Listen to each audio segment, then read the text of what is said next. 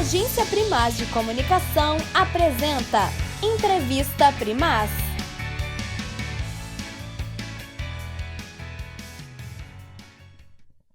Olá, amigos e amigas da Agência Primaz. Estamos aqui mais uma vez nos estúdios da Agência Primaz, na Avenida Nossa Senhora do Carmo, mais propriamente na rua Elvio Moreira Moraes, número 27, sala 5. Sintam-se, inclusive, convidados a conhecer as nossas instalações. E hoje nós estamos dando sequência à nossa série de entrevista Primaz, visando as eleições de 2024, em outubro desse ano. E temos hoje a satisfação de receber a Aida Anacleto, que é presidenta do PT em Mariana. Boa noite, Aida. Obrigado por ter atendido ao nosso convite. Esperamos que a gente possa ter um bate-papo interessante aqui sobre política marianense e sobre política em geral. Então, boa noite. Para mim é uma grande satisfação, uma honra, né, estar aqui no Jornal Primaz. Acho que é um dos melhores veículos de comunicação que nós vamos ter na região dos Inconfidentes, muito fiel, né, ao que o que ele faz, o que ele produz, né? Então a gente tem essa alegria de estar aqui numa conversa, numa construção, né, bastante potente sobre esse processo eleitoral que está para chegar, né? E que a gente espera que seja de paz, tranquilidade, né? Como o povo marianense merece. Muito bem, mas como eu te disse, e lembrando, né, qual é o objetivo principal dessa série, né, é falar das eleições, mas a gente tem que resgatar determinadas coisas, a gente tem que situar e digamos assim, colocar todas as pessoas no mesmo nível de conhecimento do que a gente está falando. Então, eu gostaria, Aida, que você, de uma maneira breve, falasse um pouquinho sobre quem é a Aida Anacleto, de onde ela veio, qual é a trajetória dela e de que forma a política te encantou e te fez ativa. Então, eu sou uma simples menina, uma jovem menina, atualmente aposentada, né? Já aos 61 anos. E esses 61 anos, basicamente, foi de militância. Então, eu sou filha de uma mulher preta do norte de Minas, analfabeta, que veio do norte de Minas, e sou filha de Rubens Anacleto, né? Que é oriundo de Passagem de Mariana. Então, minha mãe vem do norte de Minas, eles se conhecem, e eles têm 9 filhos. E eu sou a que nasci primeiro, né? Somos 7 mulheres e 2 homens. E hoje Tínhamos a Casa das 7 Mulheres em Passagem de Mariana. Continuamos a ter, graças a Deus, né? E meu pai faleceu muito cedo. Eu tinha 14 anos e o meu irmão caçula 6 meses. Então, minha mãe, pelo fato de ser analfabeta, de nunca ter aprendido a ler nem a escrever, ela teve muita dificuldade. E como ela vem do norte de Minas, o que ela sempre soube fazer foi trabalhar com a terra. Então, neste momento, ela, com os nossos vizinhos, o Joaquim Gabriel, Dona Loura, então ela faz uma parceria, né, que se fala meeiros. Então, ela leva esses filhos para trabalhar na terra e a gente... mas uma coisa bacana é que a gente trabalhava, mas a gente nunca deixou de estar na escola, que para ela era prioridade, uma vez que ela não lia e não escrevia. Já o meu pai era um leitor assíduo, né? Um leitor voraz, e tanto que os nomes dos seus filhos e filhas têm muito a ver com a literatura. Ele era muito leitor daqueles livrinhos de bolso, né? E um amante do cinema. Estava sempre em Belo Horizonte para ver os filmes. Então, a gente vem de uma infância pobre, mas feliz. Brincávamos nas nossas cachoeiras, né? A gente deu muito trabalho para minha mãe, hoje eu reconheço isso, porque tivemos uma infância muito feliz, né? Mesmo com as dificuldades, por ser 9 filhos, claro que se fosse nos dias de hoje, temos certeza que a luta seria muito maior. Mas como ela já era de luta, né? Então ela nos guiou neste caminho. eu acho que a minha mãe é a minha referência em toda a luta que fiz e faço na minha vida. Ela é naturalmente, ela veio chegando naturalmente. Então, eu estudei na Escola Coronel Benjamin Guimarães, né? Tive a felicidade de ter Dona Hebe como nossa diretora, Dona Petita. Depois eu consegui, através do padre Paulo, Cônego Paulo, uma bolsa para estudar na escola estadual Dom Silvério, que naquela época ainda era de missão, né?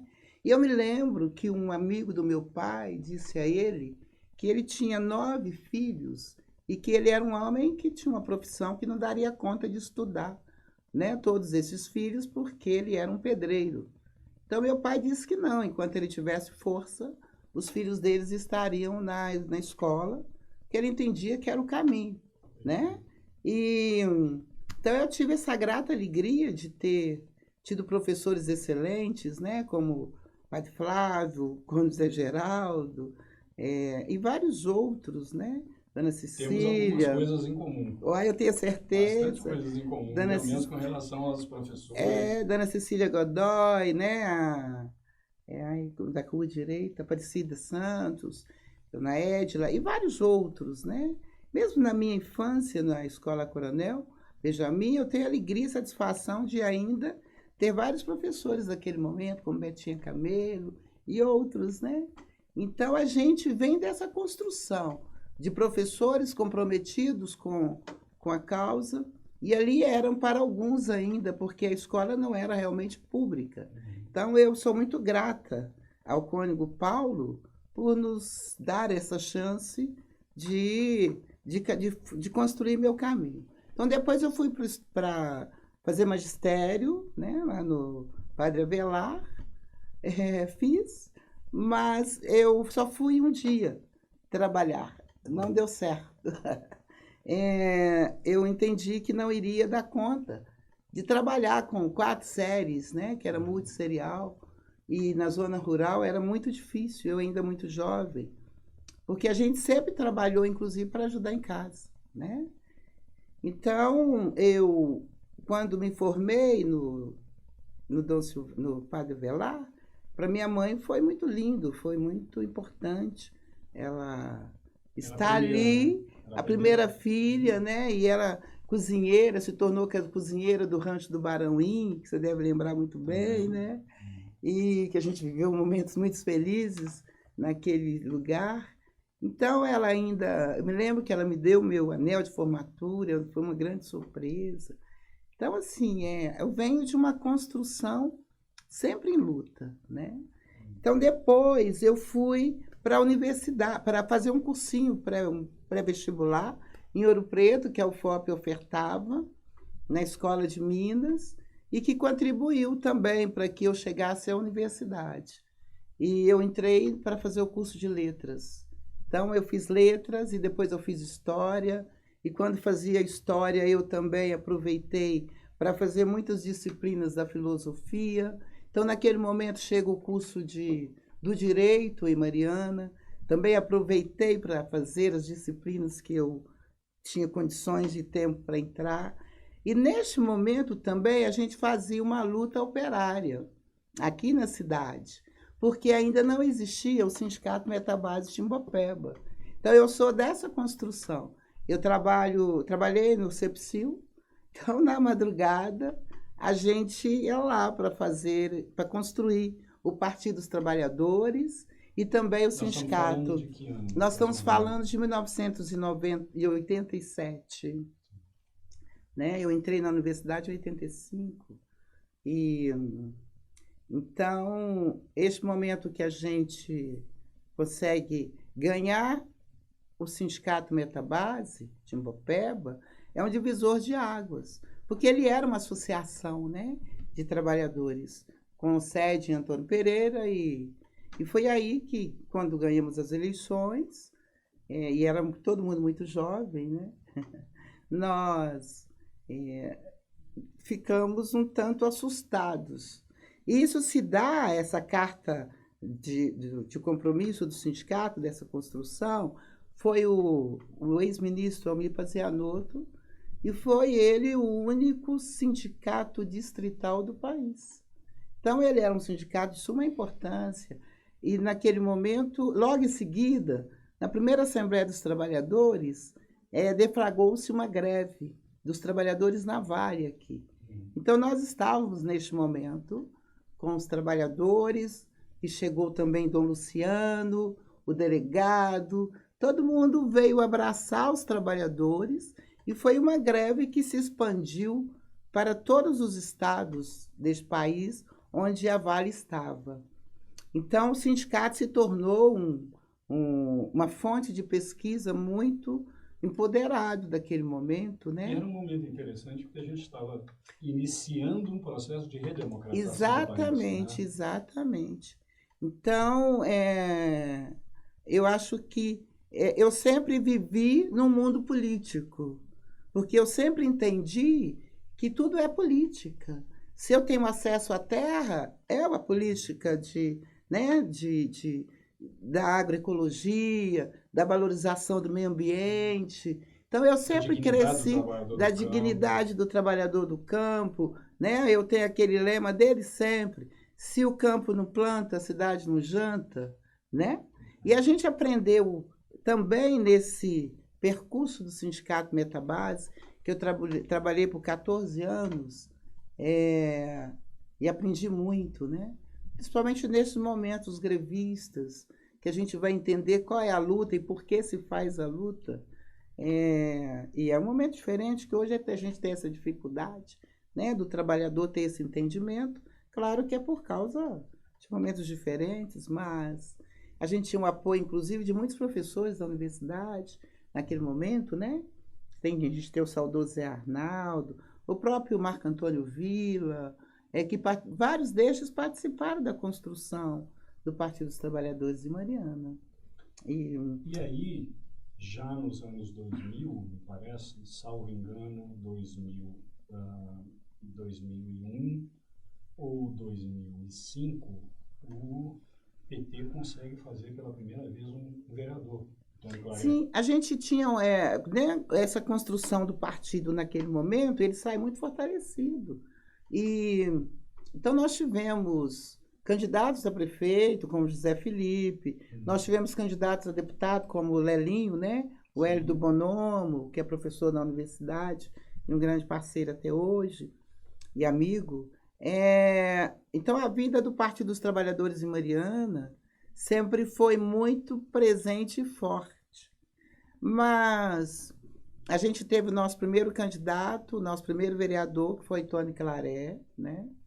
Então, depois de um tempo, eu também coloco meu nome à disposição do partido. Isso em 2008. Sim, eu trabalhava em Belo Horizonte, trabalhei um período nos Correios, na área de cultura, no Departamento de Cultura dos Correios. E quando eu tive a alegria de levar o nosso saudoso Ian Guest, né, para estar nesse lugar e formar aquela moçada bacana, muito ligada à música, aos corais, à banda. E depois eu fui trabalhar também no Ministério do Trabalho, em Belo Horizonte. O Carlos Calazans era o delegado, mas também trabalhei na educação, né? Um período muito pequeno, foram somente 3 anos, em Ouro Preto, Mariana. Continuo na educação, claro, mas tratando de uma outra pauta. E a partir daí, quando chego em Mariana, em 2004, eu me candidatei, inclusive, a vereadora nas eleições de 2004, né? 2004. E aí eu tive 402 votos. Eu falei, opa, eu acho que tá bacana, né? Acho que... Que foi a eleição que ou já era a reeleição do Claré, ou o primeiro... Acho que foi o primeiro, mandato, acho que me parece. Com essa coisa da dengue, a gente está meio, né? Se eu não estou muito enganado, eu acho que... Foi 1 ou 2 mandatos. Não estou muito certo, mas eu acho que foi um só, em eleição de 2004, e que tomou posse em 2005. Porque aí a outra eleição é 2008, Sim. Quando você consegue... Desculpem. Quando você consegue sua eleição, já com quantos votos? 802 votos. Dobrou. Dobrei. Mas nesse período também, o Partido dos Trabalhadores fez uma coligação, né? Que foi naquele momento com o Celso Cota, e por ele abraçar as nossas bandeiras, como, por exemplo, o orçamento participativo. E eu tive a alegria e a honra de implementá-lo em Mariana, e foi um trabalho muito árduo. Eu ainda não sei por que é que a nossa população não se rebela e cobre essa legislação, porque inclusive sempre é uma das pautas que a gente coloca como moeda para se coligar com o partido, né? Então foi naquele mandato, né? Salvo engano, eram 13 vereadores só na época, né? Sim, eram 10 vereadores. 10 vereadores. 10 vereadores. E você era a única mulher? Sim, eu sou a primeira mulher negra a ocupar uma cadeira na Câmara de Mariana, e para mim isso é uma honraria muito grande. Foi um período de muito trabalho, porque tudo que a gente faz é com muita intensidade, né? E o nosso mandato coletivo e participativo, nós o construímos com base nas lutas que a gente sempre acreditou e acredita, né? Então, nós temos em nossa cidade 33 leis que são de nossa autoria, que a gente apresentou durante esses 4 anos. Foi um período muito conturbado de nossa política, porque foi quando nós tivemos 7 prefeitos, né? Nós tivemos 7 prefeitos, e aquele ditado... De 11 para 12, 10, 11, 12, né? Sim, e aquele ditado, né? Pau que se bate em Chico, bate em Francisco. E como eu tinha que exercer a minha função que o povo me delegou, eu sempre tive esse olhar, e eu sempre fui muito radical nesse sentido. Para mim, a minha parceria é com o povo. Eu nunca abri mão disso. Então, a gente teve pautas muito sensíveis, que foram abraçadas somente por mim, né? Como aquela luta que eles queriam retornar com a Mina del Rey. Então, aquela luta é uma luta de Aida, né? Porque a Câmara ela não abraçou essa causa, somente o prefeito naquele momento era o vereador Bambu, que estava presidente da Câmara, né?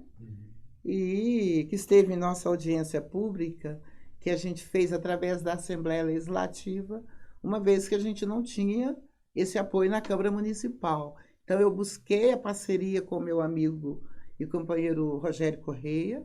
Então, a gente tem essa relação muito próxima, desde muito sempre, sabe? Desde quando ele era vereador em BH. E eu aprendi muito com ele nessa caminhada. E por isso que nos entendemos bem até hoje, né? Aí o que me chama, esse período da Câmara de Mariana me ensinou muito. Foi onde eu tive muitas dores, passei por muitos momentos difíceis, por causa do entendimento, né?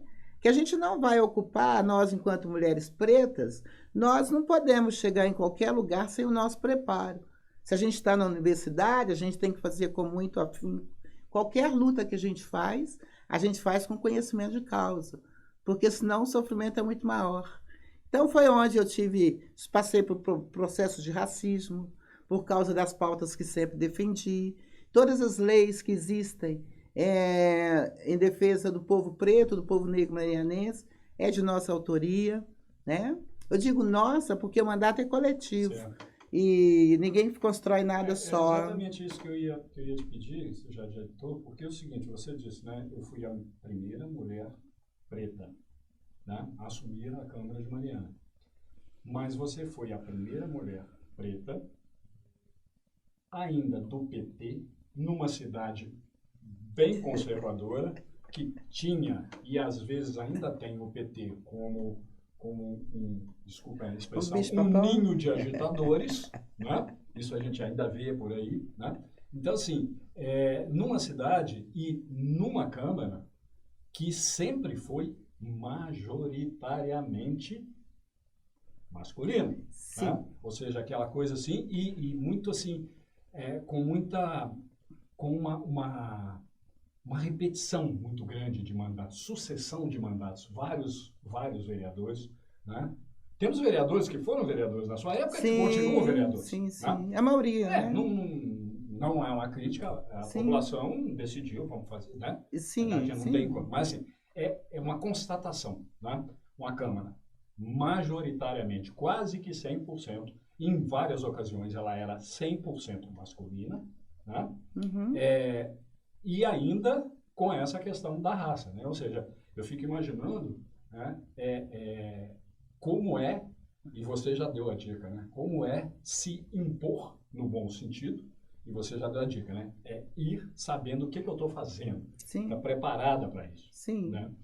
E aí eu queria que você me falasse um pouquinho sobre como é que você vê, e aí eu já vou abrir um pouquinho mais o leque, depois a gente volta um pouco nessa sequência, né, de mandatos, de períodos aí, como é que você vê a questão da participação da mulher, independentemente de negra ou não, né, da mulher na política, porque nós tivemos recentemente, por um curto período, 2 mulheres na Câmara. Pela primeira vez. Não é a segunda.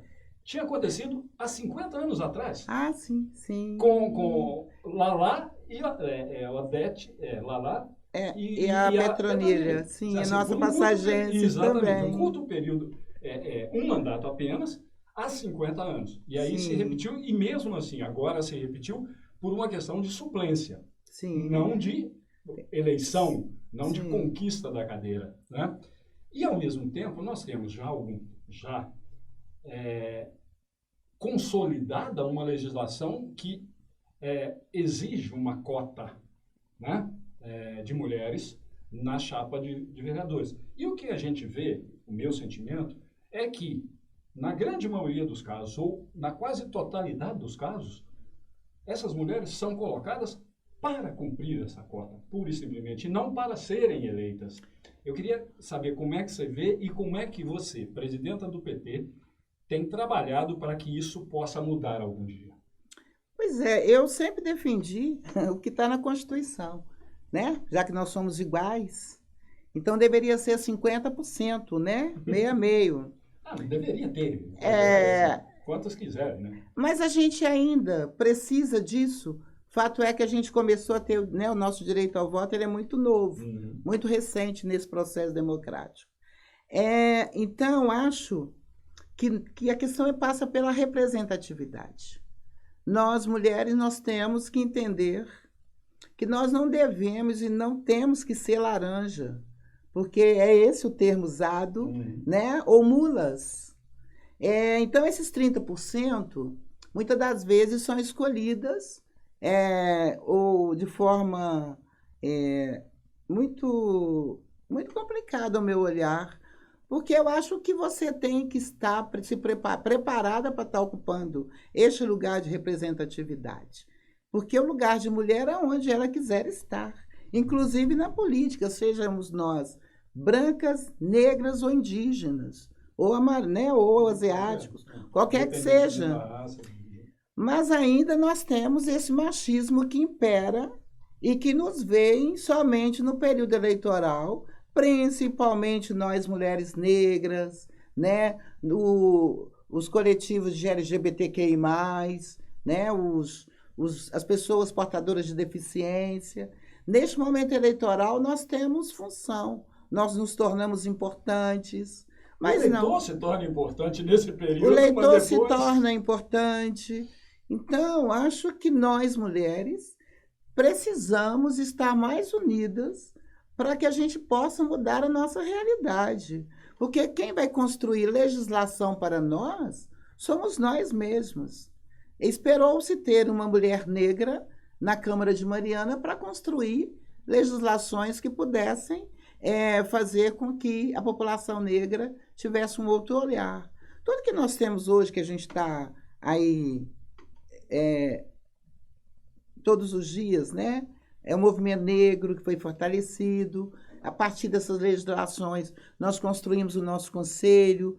E olha que a gente construiu esse conselho em 2009. E a gente teve o apoio de um prefeito branco, que é o professor Roque, e que ele deu uma atenção muito especial, né, às legislações que nós construímos. Não só isso, ele foi a Belo Horizonte participar de uma conferência estadual junto com o ministro Eloy para assinar um termo de adesão às políticas públicas da igualdade racial. E nós, depois que o professor saiu, nós estabilizamos, nós não crescemos em mais nada.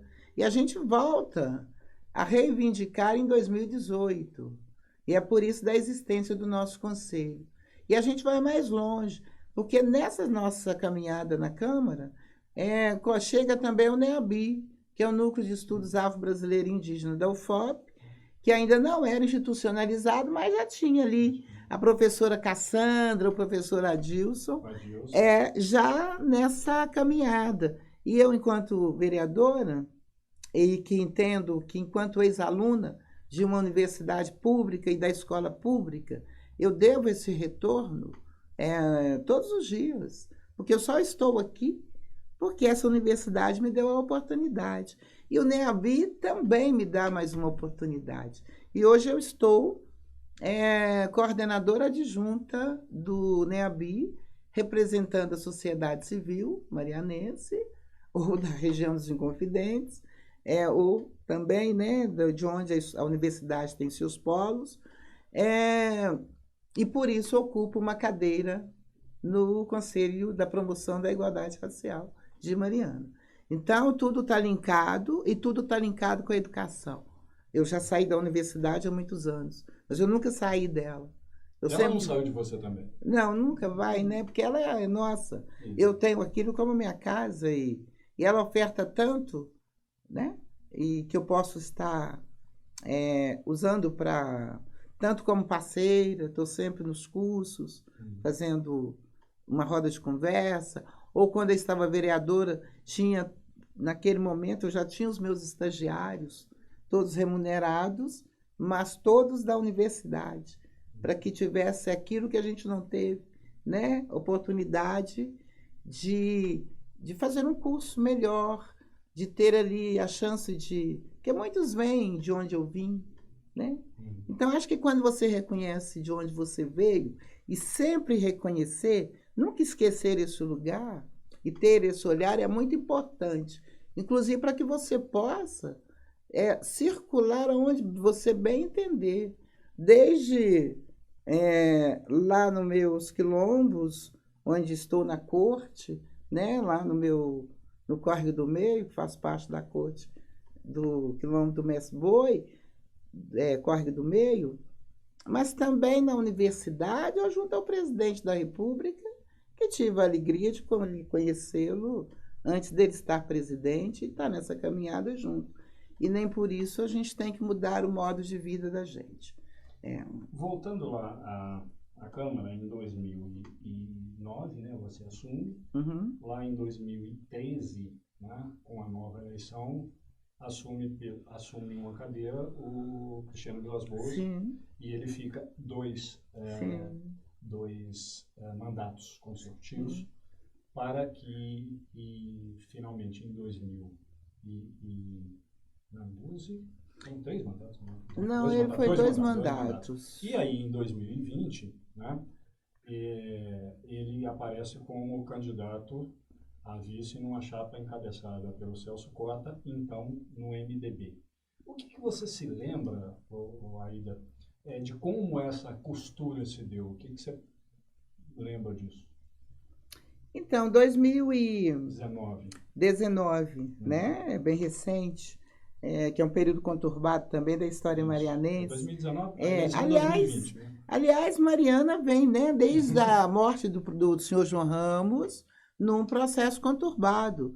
E eu, quando chego... dizer que isso remonta a 1971, quando Hélio Petros foi cassado, faltando 1 mês e meio, 2 meses e meio para terminar o seu mandato. Exatamente. Então, assim, são 50 e poucos anos de uma coisa bem complicada.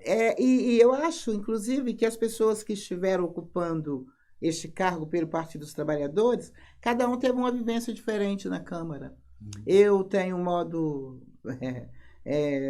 Modo Aida de ser. Aida de ser, né?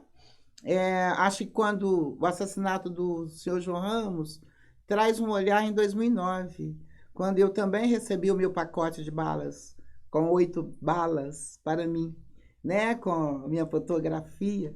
Mas foi no dia do Sagrado Coração de Jesus e tudo ficou bem, porque tem que se criar fatos políticos, né? Se a gente recua enquanto mulher, Fica pior ainda. fica pior. E não é este o lugar. Porque se você está neste lugar, é porque você colocou o seu corpo para todas as vivências e o que possa acontecer, né? Então, isso foi uma das pequenas mazelas que a gente passou né? Eu falo pequena, porque houve outras muito maiores que que o corpo negro teve que Suportar e assimilar. Né? assimilar e às vezes engolir seco, né? Mas sempre usando da legislação e desse espaço de poder para que pudesse fazer a nossa trajetória com ética, com transparência, porque eu entrei lá de um jeito e saí daquele mesmo jeito. Claro que com uma bagagem muito e de um entendimento muito profundo de como a política marianense acontece nos seus bastidores. Por mais que ela nos surpreenda a cada dia. A cada dia, né? O olhar, o que um faz, o que o outro deixou de fazer, e que a gente nunca esteve, nunca conseguiu, né? Se aliar nessa construção. Talvez por isso a gente, inclusive, não tenha conseguido uma reeleição, porque a gente teve pautas muito... que mexeu com muita coisa. Você mexe com a mineração, né? Você quer abrir as pastas. Foi que naquele momento que a gente pede monumento a BID, e a gente é muito curiosa, a gente quer saber o porquê que perdeu, né? Mas exatamente, a gente sempre foi muito... Mas aí em 2020 essa construção, ela aconteceu, ou eram 2 candidatos, os 2 nos procuraram para esta conversa, tanto o Newton, né? Godoy, quanto o Celso. E também essa conversa ela foi ampliada, porque lá estava PV, Avante e vários outros partidos. Tinham 2 pré-candidatos que estavam discutindo em torno do nome deles. E nós, do Partido dos Trabalhadores, já havíamos feito a nossa plenária e deliberado que nós sairíamos com candidatura própria, que acho que é importante. Acho que esse partido ele tem história e ele não é só para carregar e resolver os problemas daqueles que são eleitos, que parece que é para isso que a gente serve, né? Para votar a gente não é importante, mas para a gente resolver os problemas causados por esses que são eleitos, aí a gente existe, a gente é importante. Isso é fato, né? Não só em Mariana, mas no Brasil como um todo. Então, abriu-se de novo a discussão e nós tivemos alguns parceiros, o próprio deputado hoje, Leleco Pimentel, e outros deputados entraram também nesta discussão, porque a gente tem uma ala que é mais inflexível. E aí, no nosso caso, quem vota, quem delibera é a executiva e o diretório. Então, naquele momento, a executiva, ela votou contra, inclusive, essa coligação. Mas o diretório votou a favor. Então, nós perdemos por 2 votos. E como é um processo democrático, aqui estamos nós, né?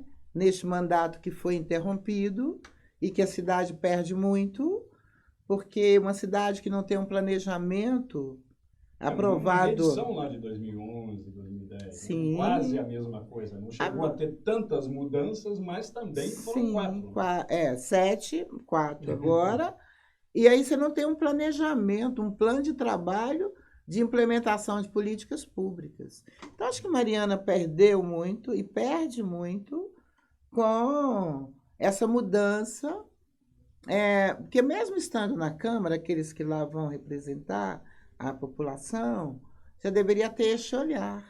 Porque enquanto você é parlamentar, você tem esta trajetória, essa espinha dorsal daquele plano que foi aprovado nas eleições, que o povo aprovou. Então, eu acho que esse plano que foi aprovado, mesmo não sendo da mesma processo ideológico, as pessoas, deveria ter um norte, né? E nossa cidade, e o povo marianense paga muito caro por isso. Paga muito caro, e eu entendo isso quando eu estou nos diversos conselhos de controle social e de direitos em nossa cidade. Porque esse sempre foi meu lugar, né? Lá no sindicato, a gente teve a luta lá no Cafundão, junto do MST, que aí se tornou, né, conseguimos essa vitória resgatando de novo as terras que pertenciam àquele povo, e é através dos movimentos sociais e sindical, é que eu construo a minha trajetória política. É por entender que política é isso. É sempre buscando os direitos daqueles que faz com que a nossa nação se desenvolva economicamente, socialmente, né? E a gente tem falta disso. Eu falo isso enquanto, hoje, presidenta do COMPIR, do Conselho Municipal da Igualdade Racial, enquanto uma cidadã que está no Conselho de Cultura, né? E mesmo quanto suplente, por entender que a nossa juventude tem que estar neste lugar para aprender e ter o controle, e entender por que o controle social. E eu acho que nem mesmo aqueles que gerem entendem por que a gente luta tanto pelo controle social. Então, já estive lá no orçamento participativo, mas hoje a gente está nos conselhos. E eu não sei se é alegria ou tristeza, de estar também presidenta do Conselho Municipal de Saúde. É a segunda vez que a sociedade civil chega nesse lugar. E esse conselho é de 1989, né? A gente conquista o direito ao controle social na Constituição de 1988. E acho que a população não entendeu qual que é o nosso poder. Exato. Porque nesse aspecto, me desculpa te interromper, mas nesse aspecto a gente percebe claramente a falta de um incentivo ou até mesmo de esclarecimento desse poder, né? Dessa capacidade que tem, dessa possibilidade que tem de você, estando dentro de um conselho, por exemplo, você nortear políticas públicas, né? Então, aqui em Mariana, nós temos poucos conselhos efetivamente atuantes. Nós temos um conselho de patrimônio que resiste e atua há bom tempo, continuamente, mas nós temos um conselho de esportes, por exemplo, que hoje está acéfalo. De transporte e trânsito, que nem existe. Isso, uma série de outros. Não vou citar todos aqui, porque até para não correr o risco de ser uma questão assim, de falta de conhecimento, né? Mas, assim, a força que isso tem, né? Porque muitos desses conselhos são deliberativos. Sim. Aqueles que não são podem vir a se tornar deliberativos. Sim. Né? Então, assim, você tem, por exemplo, a habitação. Que é um conselho de suma importância, né? Exato. Afinal de contas, eles estão devendo para nós a nossa moradia. Porque a Princesa Isabel, ela assinou a Lei Áurea, mas esqueceu, né? Esqueceu de dar o Aliás, ela assinou, a gente já era livre, mas esqueceu então, tudo. A parte, não deixando de lado por falta de importância, mas colocando em termos de atualidade, né? Depois de tudo isso que nós passamos lá naquela época, quando você era vereadora, voltamos a passar agora recentemente, 2021, 2022, e vamos para uma nova eleição em outubro, né? Nós temos hoje, assim, colocados de uma forma bastante clara, pelo menos 3 candidatos, pré-candidatos a prefeitura, né? Nós temos Patrícia. Não é a Patrícia. Não vai ser a Patrícia, vai ser o Bruno. O Bruno. O Celso e o Juliano. Né? E, curiosamente, nesse momento, embora não seja também obrigatório, nenhum deles tem ainda um caminho muito claro. Talvez tenha uma indicação, mas os outros dois não têm ainda um encaminhamento muito claro de como é que essa chapa vai ser montada. E antes de fazer a pergunta, eu vou te pedir licença para me dirigir aos nossos espectadores mais uma vez, repetindo o que eu fiz quando entrevistamos o Manuel Douglas, presidente do PV, né? Que é falar da primeira vez numa eleição municipal que nós temos a figura da federação, em que aqui em Mariana, PV, PT, PCdoB, vão atuar como se fossem, para toda a legislação, como se fosse um único partido, embora todos eles mantenham as suas identidades, né? Mas eles vão caminhar juntos, né? E hoje, ao se colocar como pré-candidato, o Celso Cota não fez nenhuma menção à composição da sua chapa, né? Ainda é cedo, né? Mas existe alguma tendência dentro da federação de continuar com o Celso Cota exigindo, entre aspas, colocando como condição a permanência do Cristiano ou de algum membro da federação na chapa, ou isso ainda não está colocado? Mas assim, eu só queria... Eu tenho que te perguntar isso, eu sei que está cedo, você não pode falar pela federação, mas você pode pelo menos me dar, eu acredito, ou nos dar, né, uma indicação de como isso se coloca e de, na sua opinião, por que o prefeito Celso Cota ainda não confirmou ou anunciou que seria um outro? Pois a Federação Brasil da Esperança, ela nasce, né, nas eleições de 22, e ela acontece em todos os municípios deste país, né? E aqui em Mariana, a gente tem a grata alegria de ter pessoas muito bacanas à frente destas agremiações, né, destes partidos. O PV, o seu presidente, que é o Manuel Douglas, o Preto, e o PCdoB, que é o Dinei, né, e o secretário Alex Bailão, a gente conseguiu trabalhar de forma muito interessante, né? Eu acho que a respeitabilidade sempre prevaleceu e a gente saiu muito unido, sabe? Essa construção foi muito interessante aos meus olhos e acredito que deles também. E nós saímos muito afinados. E foi tudo muito tranquilo, sem aquele estresse normal de quando se está nesse processo eleitoral, de construção eleitoral, né? De busca de espaço. De busca de espaço e tudo mais. Então, nós conseguimos ter os nossos pré-candidatos, além até do que nós precisamos, porque agora é só o início, né? Foi só esse período aí da janela eleitoral, de registro, né? De filiação. De filiações da janela eleitoral, e também o último dia 6, né? Para novas filiações, mas e que foi muito importante, porque várias pessoas neste viés ideológico acabaram se chegando, né? Claro que nós sofremos muita pressão para que outras pessoas estivessem ou no Partido dos Trabalhadores ou até mesmo na federação. Mas nós já estávamos alinhados. Nós tivemos várias reuniões, e todas muito tranquilas, mas saímos já com alinhamento.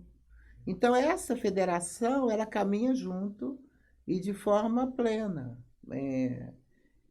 Eu acho que até então, naquele momento, só se fez a discussão das proporcionais, em nenhum momento houve discussão sobre majoritária. Eu acho que o prefeito Celso, que também estava engajado nessa organização, né,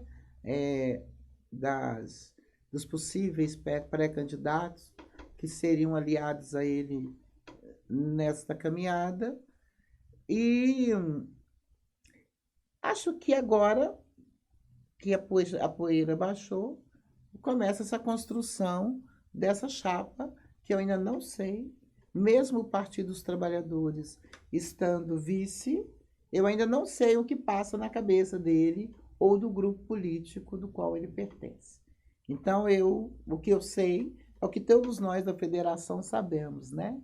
Nós temos, de novo, as mesmas pessoas aí à disposição, tanto o nosso vice-prefeito, o Cristiano Vilas Boas, tem também o doutor Leandro, né, que se descompatibilizou, que é do PV, e a gente também tem ouvido, né? Então, acho que o prefeito Celso tem um probleminha nas mãos para resolver no futuro próximo, né? Muda-se de partido. Então, acho que está muito cedo, muita água tem para rolar debaixo dessa ponte, e nós teremos a nossa pré-convenção e a nossa convenção. Já está agendado? Não, será em junho. No final de julho? Julho. 6 de julho, acho que é o limite, parece alguma coisa. 90 dias antes da eleição. Sim, a pré, né? Então, acho que nós vamos estar consolidando os nossos candidatos. A gente pretende ocupar uma cadeira. O Partido dos Trabalhadores pretende retomar a sua cadeira, né? Que foi construída com muita luta. E ela foi entregue, assim, num momento muito delicado, né? De pandemia, onde nem todos nós fomos para as ruas, como é o meu caso. Eu me tornei presidenta tempestiva do Partido dos Trabalhadores. É claro que eu não estou aqui num processo eleitoral para estar presidenta, mais uma vez, essa nossa luta. A gente só está à frente do Partido dos Trabalhadores porque alguém soltou a mão. Então, caiu no meu colo, e eu acho que muita gente, inclusive, não deve ter gostado, né? Da gente estar nesse lugar por causa que a gente leva tudo dentro da legalidade. Eu não gosto muito dessa coisa de jeitinho brasileiro, não, porque dá muito trabalho, né? Diga uma coisa aí, né? Me responda como Aida ou como presidenta do PT, Mariana, como você quiser, ou como ambas as funções. Celso Cota e Cristiano foram eleitos numa coligação na qual PV e PT, PCdoB não estavam. Não. E outros partidos estavam usando.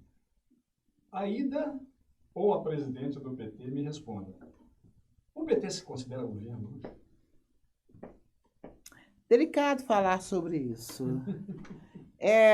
Para estar eu te governo... Falei que eu não ia deixar de fazer as perguntas que eu acho pertinentes. Acho que para estar governo, acho que nosso governo federal tem disponibilizado tantas políticas públicas, né? E que nós poderíamos estar avançando bastante.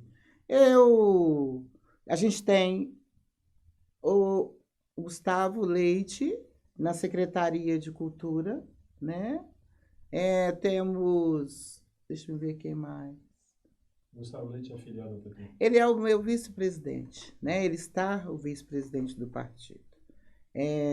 Mas eu digo o seguinte, quem está lá são os CPFs. Sim. O CNPJ do Partido dos Trabalhadores não está. Então, aquelas pessoas que estão lá, o CNPJ do nosso partido espera que tenha o devido respeito pela história desse partido e que contribua com o pouco ou com o estar nesses espaços, porque a gente tem o vice-prefeito, né? Cada um tem um jeito de fazer política. E eu acho que é um momento, inclusive, de aproveitar e de implementar aquilo que nós tanto sonhamos, que são coisas básicas. A gente só quer a implementação das nossas políticas públicas. A gente só quer acessar os nossos direitos.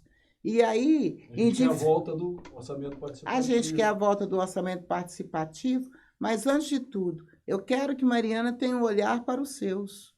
Porque nós estamos no momento, aliás, há 4 anos, que nós estamos no melhor momento da história de Mariana em se tratando de arrecadação. E aí eu quero que a minha população preta e pobre, que é a maioria, saia desse número de 29% vivendo abaixo da linha de pobreza. Eu quero, por exemplo, que o povo que está no Cade Único, os 42%, e são dados reais, todos esses dados a gente pode comprovar através do SUS ou através do nosso Plano Municipal de Saúde, está tudo lá. São dados reais, né? Então, a gente quer isso. O Partido dos Trabalhadores tem esse olhar. E a gente gostaria muito que o município aproveitasse esse momento que a gente está no poder, na União, na Federação, para que implementasse tudo isso que está aí disponibilizado, né? A gente tem um novo PAC que a cidade aproveitou, está trazendo uma série de empreendimentos, tá? De educação, de saúde e outras mais. Mas a gente quer mais. A gente quer que seja implementado aquilo que é o básico para qualquer sociedade se tornar digna, sabe? Que é ter uma educação com escolas que realmente sejam espaços de produção de conhecimento, né? E muitos dos nossas crianças, dos nossos alunos, e a gente fala, inclusive, depois desse processo pandêmico, que a gente não sabe o que aconteceu, né, nas quatro paredes, que as pessoas saem diferentes, as nossas crianças, famílias. Então, é necessário ter um olhar diferente neste momento. Eu sonho com uma saúde mental realmente para todos, porque a gente está numa cidade adoecida, não só por causa do crime da lama, mas também por causa desse processo que avança da mineração para dentro da nossa cidade, nos adoecendo na sua totalidade, né? A gente espera... Gerando especulação imobiliária, nos gerando insegurança, gerando uma série de problemas que acabam se refletindo onde? Na questão da saúde, tanto física quanto mental. Sim, e a gente tem uma preocupação, não só enquanto presidenta do Conselho Municipal de Saúde, conseguir chegar nesse lugar de presidenta deste conselho. Mesmo num passado bem recente, não quiseram que eu estivesse nesse lugar. Né? Fazendo novas eleições, para que esse corpo preto não chegasse nesse lugar. Mas cheguei. E a gente está desenvolvendo um trabalho muito interessante, que é, inclusive, fiscalizar, né? Porque na história deste conselho, nunca houve uma fiscalização em loco. Então, as pessoas não sabem da existência. Então, é importante. Agora, Mariana precisa ter um olhar diferente, ter uma outro tipo de relação com a mineração. Nós não podemos continuar refém. Tem muito recurso? Tem. Mas esses recursos chegam lá na base, a gente tem percebido que a nossa juventude, quando chega para trabalhar ali, esse lugar é só como tatu. Ah, mas aí não tem mão de obra qualificada. Aí eles vão lá no norte, nordeste do nosso país, traz essa quantidade de pessoas. Claro que no país democrático, o direito de ir e vir é sagrado, mas tem que ser com responsabilidade. Nós estamos vivendo numa cidade super, com uma população flutuante muito grande. Se você... a gente vai ter uma certeza maior disso, ou melhor, quantificada disso, a partir do dia 8. Na hora que fecharmos o cadastro eleitoral, a gente vai ver que o IBGE falou que tinha 65 mil, 66 mil habitantes, né? E a gente vai ver que eleitor vai chegar nisso, praticamente. Talvez chegue nisso, ou próximo disso. Ou seja, a flutuante talvez não tenha sido integralmente abarcada pelo censo. Né? Ela não foi abarcada, né? Ela está 62 mil habitantes, né? 70 e poucos mil. E hoje, quando você tem, através do SUS, a gente tem dados de 110 mil, que a gente constatou isso no final de 2020, meados de 22, não de 23. Porque isso interfere diretamente na qualidade dos serviços prestados. Então, as mineradoras, ao trazer os trabalhadores, porque não é mão de obra qualificada, porque a gente vê, é uma juventude que vem de lugares muito distantes, que deixa o seu modo de vida, sua família, E aí você se depara, inclusive, com esse aumento gigantesco da população de rua em nossa cidade. Então, as mazelas da mineração, ela está muito presente em nossa cidade. É uma cidade linda, pequena, mas precisa ter um outro olhar. E eu entendo que este olhar passa pela educação, que é a espinha dorsal de qualquer planejamento, né? Que está estabelecido nas políticas públicas. Educação, a cultura como eixo fundamental, mas cultura que eu falo é de valorizar realmente o que a nossa população produz na cidade e no campo. Parar com esse negócio de que cultura é só esses shows mega shows. Não, não é isso. É bacana de você conhecer essa moçada que vem, mas eu preciso que valorize aquele que trabalha, que depende da arte para a sua sobrevivência. E a gente tem muita gente que produz artesanato, que valorizar a juventude preta, a juventude que está aí nos cantos do nosso município. Parar com esse processo de higienização, de colocar a nossa moçada lá para os cantos e só trazer esportes que contemplam a uma camada social. Porque se acha que nós não estamos enxergando, nós estamos. Porque quando se é do movimento negro, quando se é de um conselho que trata da pauta da igualdade e de um núcleo de estudos afro-brasileiros e indígenas, a gente sabe e entende muito bem o que está acontecendo, né? Então, essa cidade que tem tanto recurso, ela precisa dividir melhor esse bolo. Então, ela precisa ter uma coordenadoria de juventude que tenha um olhar realmente para essa moçada, porque é inadmissível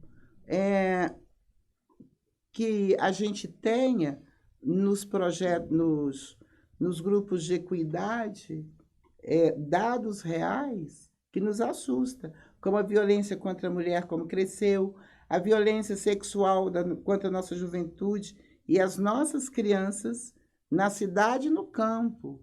Então, tem que se falar disso.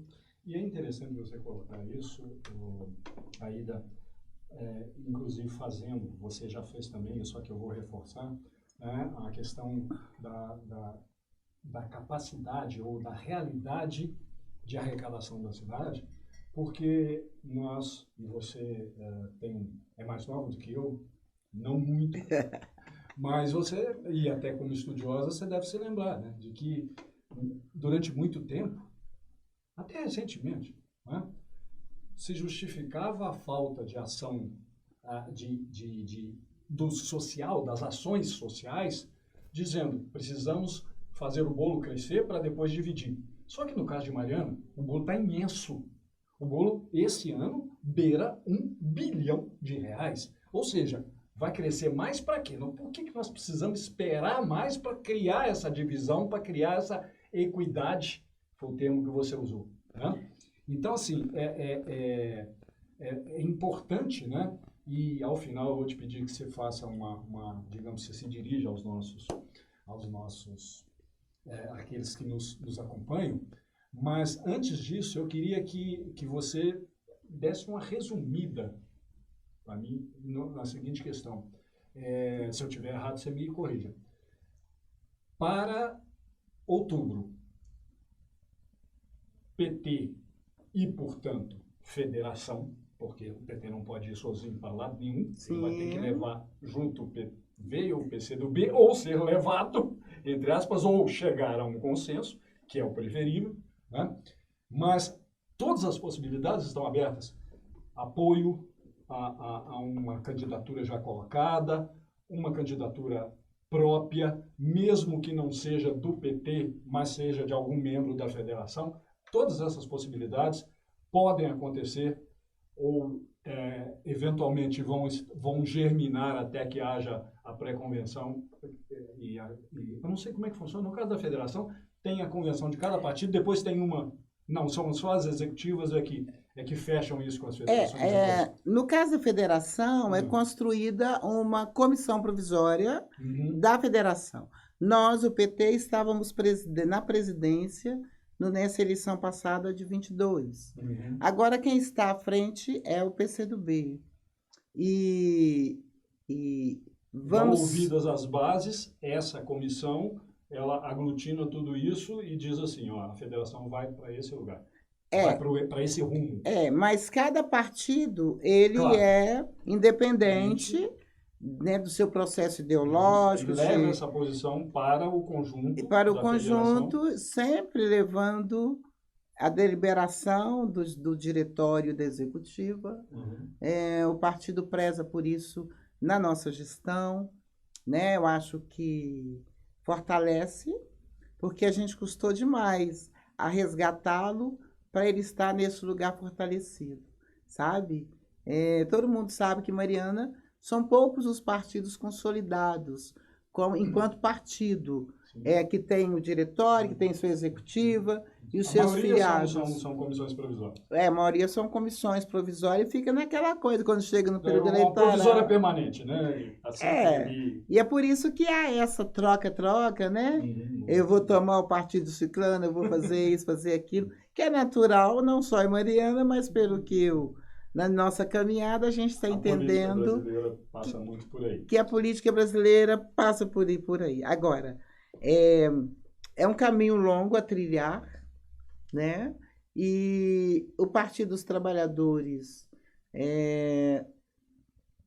continua nesse caminhar, e a federação e o nosso diretório, claro, nas nossas plenárias, também definirão, porque muita coisa pode acontecer no futuro próximo. Como eu digo, só pertence a Deus esse futuro.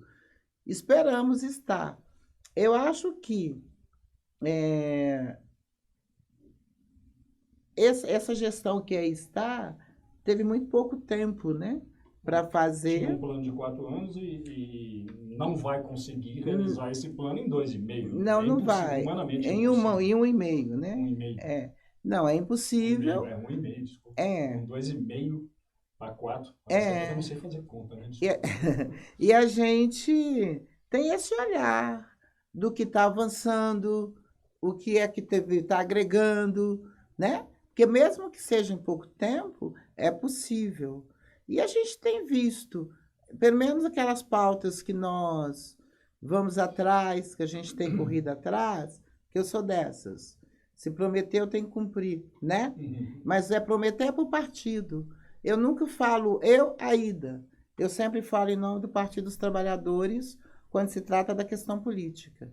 Eu nunca, inclusive, vou só para não achar que, né? Sou a dona da verdade. Que a gente é dona da verdade, porque não somos, em qualquer reunião que vou pautar o Partido dos Trabalhadores. Eu sempre tenho esse cuidado para que a executiva e o diretório fiquem sempre cientes de nossas ações. E nossas ações é sempre em defesa do nosso partido. Porque entendemos. Por que o presidente Lula é tão, né, na sua caminhada, conseguiu agora, bem recente, fazer esse resgate desse país que estava caminhando para um direcionamento que não nos permitia, né, nessa democracia tão frágil, este lugar. E não só o Brasil, quanto uma questão mundial, né, que avança essa extrema-direita, e eu observo que aqui Mariana, essa direita e extrema-direita, ela está presente nas ações, nas atitudes, e é por isso que o Partido dos Trabalhadores é livre, caminha, né, e se coloca sempre à disposição, inclusive, para contribuir. Os nossos deputados são muito presentes, nós temos trazido recursos de montantes gigantescos, não sabemos se vamos conseguir fazer com que esses recursos cheguem à nossa população para problemas de cadastramento, porque durante um período a nossa cidade os gestores deixaram de lançar nos sistemas informações que são primordiais para que a gente acesse recursos. Então, a gente está nessa correria, pelo menos o que compete a nós na saúde, de correr atrás para poder deixar, enquanto conselho, tudo prontinho, sabe? Tem sido uma batalha. A gente é recente nesse lugar, nós chegamos agora em fevereiro, mas estamos trabalhando como se a gente estivesse há muitos anos. Nessa... que vira uma batalha, né? Você tem que passar dias e noites procurando documentação de muito tempo para estar ali lançando, para construir um SUS forte em nossa cidade, que tenha realmente a participação popular, que as pessoas não tenham prioridades umas sobre as outras, que elas acessem por direito e não porque ela é amiga de fulano ou de Bertano, que elas realmente tenham uma qualidade de um serviço prestado, né? Porque nós pagamos por isso. E não concordo com a forma como é feita em nossa cidade ou nenhuma outra cidade. Eu acho que as coisas têm que ser como a Constituição diz, igual para todos e todas. Não podemos ter privilégios. E eu acho que está na hora de Mariana acabar com esses privilégios. E eu acredito que isso vai acontecer. A gente tem conversado muito com os secretários, tanto o Leandro quanto o Germano, nesse sentido, de organizar, né, o SUS para que ele seja realmente para todos e todas e todes e que implemente as políticas públicas que nós defendemos. Que a saúde da população negra tem legislação há quantos anos? E até hoje Mariana não implementou. Todas as nossas conferências que nós aprovamos, diversas políticas públicas que não foram implementadas. Então, e que haja o respeito pelo controle social. E isso é defendido pelo Partido dos Trabalhadores, né? Então, a gente trabalha a nossa pauta de forma muito, muito tranquila, porque eu venho desse lugar, sempre lutando para que os meus acessem o mínimo, né? Então, acho que sou feliz porque você não precisa ter mandato para você fazer. O importante é que você saiba o que está fazendo e por que você faz, né? E é nesse sentido que eu vou te pedir, antes de apresentar os agradecimentos da Agência Primas por sua disponibilidade de tempo, por esse papo agradável, mas eu vou te pedir que, olhando para aquela câmera, você deixe uma mensagem ao eleitor, à eleitora marianense, né? Da importância não só do voto, mas daquilo que nós conversamos agora há pouco, que é da participação efetiva. Repetindo o que você disse, não é imprescindível ter mandato. Existem caminhos, existem espaços que estão aí para serem ocupados e que os nossos eleitores e eleitoras, além de depositar na urna o seu voto, ou teclar na urna o seu voto, não existe mais isso. Eu sou daquele tempo que tinha um papelzinho, agora não tem Também mais. sou, né? Então, que você deixasse esse recado para a população marianense. Primeiro eu quero chamar a juventude, para que ela tenha, primeiro, né, quem está com 15 anos, que vai fazer aniversário antes de outubro, que faça o seu título de eleitor. Porque quem faz a transformação de uma sociedade somos nós. Que a gente conheça aquelas pessoas que estão se colocando à disposição, mas a gente precisa ocupar todos os espaços de poder. Os nossos gestores precisam entender que a participação popular é que delibera, que determina o que se faz com o que é nosso. Nós só emprestamos, né, este cargo a essas pessoas e que elas são naturalmente os nossos empregados, né, e empregadas. Então, a população marianense precisa ter esse olhar buscando uma Mariana para todos e todas, né? Uma Mariana que contemple as nossas mulheres, que a gente saia da invisibilidade, que nós mulheres possamos nos fortalecer, nos empoderar para ocupar os espaços de poder, porque nós podemos estar onde nós quisermos estar, né? Apesar das nossas dificuldades de exercer várias funções no mesmo dia, mas nós podemos. E chamar a atenção, né? só constrói políticas públicas aquele que vivencia. Então, tem que ter esse olhar no momento eleitoral para que Mariana caminhe de forma mais saudável politicamente, né? E a gente espera isso, que Mariana seja realmente para todos e que ela se torne realmente mãe de Minas, né? Acho que é importante, mãe de nós todos marianenses, que ela seja menos perversa, que ela seja para todos e todas. Que ela seja mais mãe e menos madrasta. Que ela seja mais mãe, menos, e que a gente possa acessar, sabe?